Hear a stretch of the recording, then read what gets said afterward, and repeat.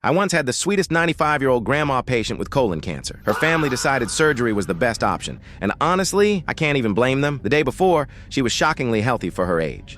She was mobile, alert, and just one of those patients you quietly root for. She comes out of surgery the next day, a little groggy, complaining of pain. I give her 2 milligrams of morphine, and I ask the tech to hook her up to bedside pulse ox, because I've got a 20-something in the room next door who is actively going septic. This was post-Delta COVID, so everyone was sicker than usual, staffing was a mess, and I had 5 patients. While we're trying to get the pulse ox to read, it's just not picking anything up. No waveform, nothing. But her other vitals are stable, so we're troubleshooting. Then the surgeon shows up and starts yelling at me while I'm literally trying to hang antibiotics in the septic patient's room, screaming that the 95-year-old needs to be on continuous pulse oximetry. I call respiratory therapy. We try everything: forehead probe, toe probe, multiple finger probes. Still nothing. Meanwhile, my septic patient's fever is spiking and her blood pressure is dropping, so I'm stuck bouncing back and forth trying to keep both of them alive.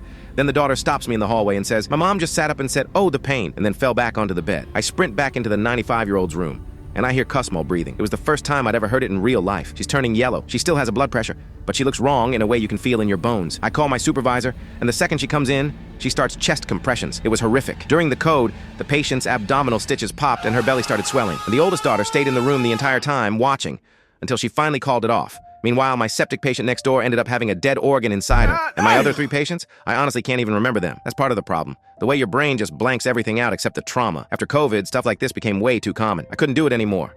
I cried for 2 straight days afterward, randomly, like my body was just dumping all the shock it didn't have time to feel in the moment. That code is one of the biggest reasons I got out of med-surg.